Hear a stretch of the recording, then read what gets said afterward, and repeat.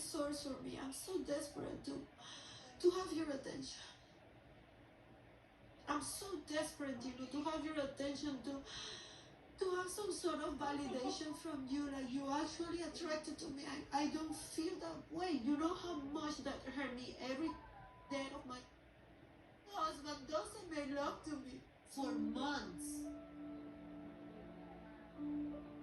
You know how much that hurts me and mess up with my mind. And sex is not validation, but then I love you and I want to be with you, that is hurting me.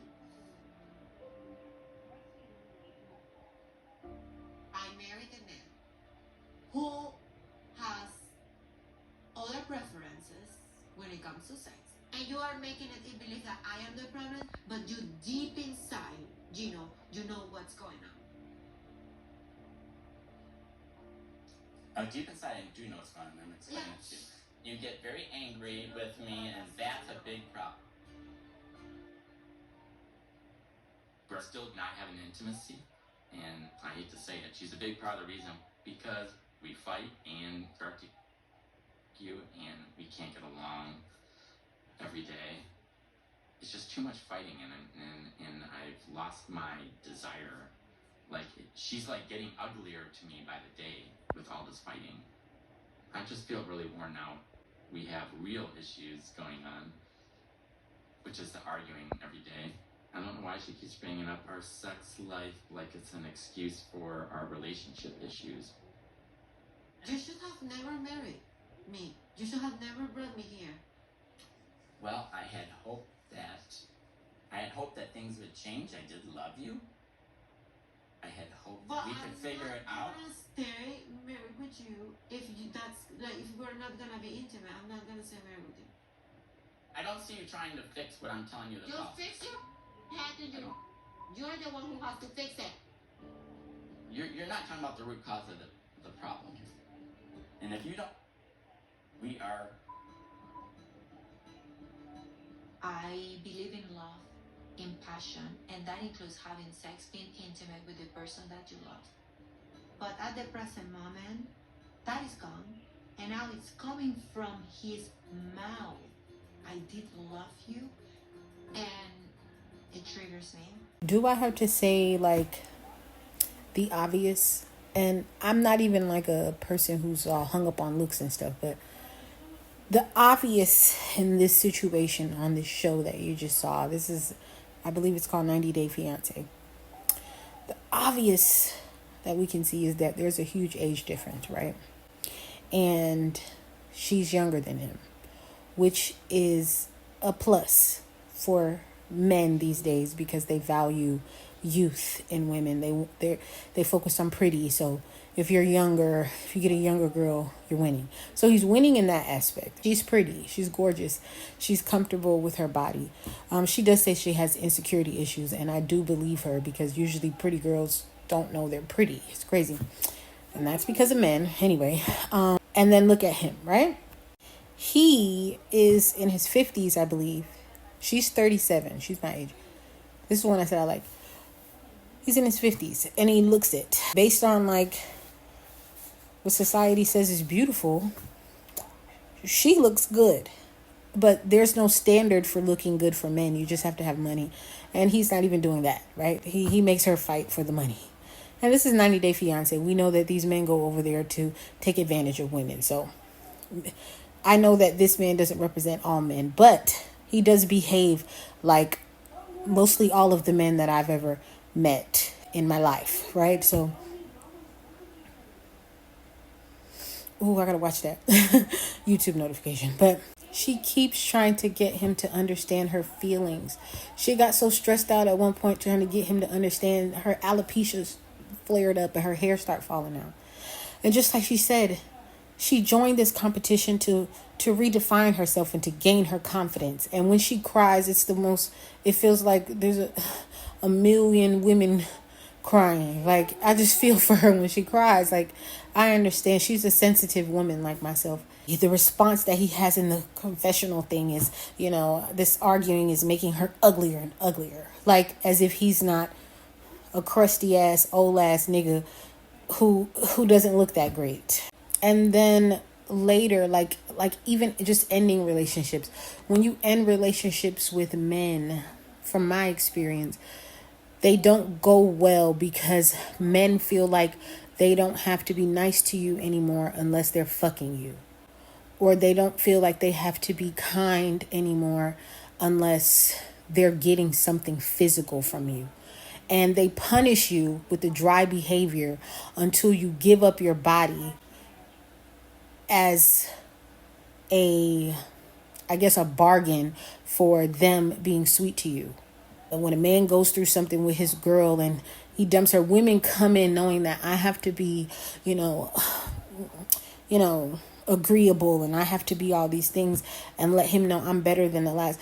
Women, we all get into burnout. We all get tired. We all become unattractive at some point. So to me, it's just not realistic as a woman to always be perfect, never be in burnout, never need anything. I'm watching another couple, such a great couple. He was doing so good. She had surgery.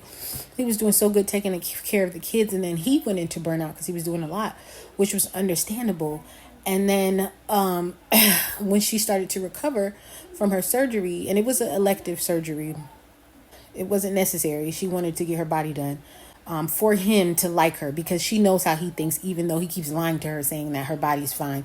She knows how it works. She has to stay as young as possible, and she needs to do this so she can feel like a woman can't take him or he's not going to be turning his head, and she gets punished for it, right? And then when she heals, she's like, I want to talk about this, but I do want to, she's feeling herself. She's like, I want to get back into the work field. And he's just like, no. He's like, no, who's going to take care of the kids? And she's like, I can do both. I'm just saying I need your support. And he's just like, no. She even says, like, I need you to be my cheerleader. And he says, what man would ever want to hear that his wife wants him to be a cheerleader? Like, what does that say about my masculinity? So now you can't support your wife because you a bitch ass nigga? Even saying a bitch ass nigga is offensive. All the sayings. What are you, a girl or something? That should be a term of endearment, a girl. But women are second class citizens, and we're expected to be just like slaves. And so many women adapt. Just like slaves back in the day, they adapted. Y'all see soul food. They took scraps and they made it excellent. Just because women are out here pretending to be happy doesn't mean that it's okay to treat women this way. I say all this to say, like, I could talk forever about this, but I say all this to say, dating men who are socialized to think that you are second class citizens is no. And then the reality of it is if you do have a husband, he's probably staying with you because the benefit of you taking care of him. I'm not saying men just don't love or they can't love, but I do think there's a cap on it. And I do think women and men love completely differently. I just don't see how it can work if a woman just pretends that she's young and ditzy and does everything to stay youthful and beautiful. I don't see how that is beneficial for a woman. This could just be me talking because I just got out of a situation where I was just like disrespected and I gave my all. I literally gave my all and I was disrespected. Like I ain't shit, And I have feelings about it, but I'm numb to it because this is not the first time. Sadly, this is not the first time the person that I was close with, vulnerable with, getting naked in front of, sleeping, berates me and calls me names because they don't like to communicate. I just think that that's a bit harsh. And am I grateful to be out of that situation? 100%. I'm so grateful. So I'm not saying I want it back. I'm just saying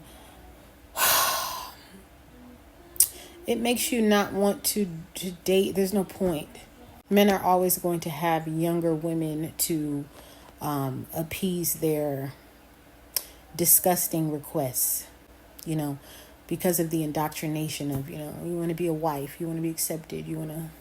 And then, for every 20 things you do for a man, he might do 3 things back that show that he's grateful. And so we live for the scraps. We live for the, Oh, well, he did say he loved me today. He did, like, just interesting to me. And it's in my face. Like, women are the slaves of society. And we are living this way. And until the slaves get fed up, we going to be slaves.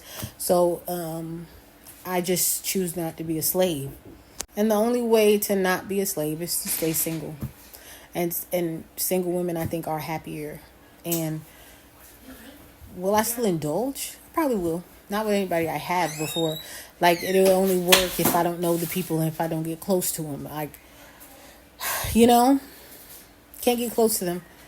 And then they're going to say, but get close to me. But, let me feed off of you. Let me feed. And they're going to convince you, I want you, I love you. And then as soon as you need them, they're gone.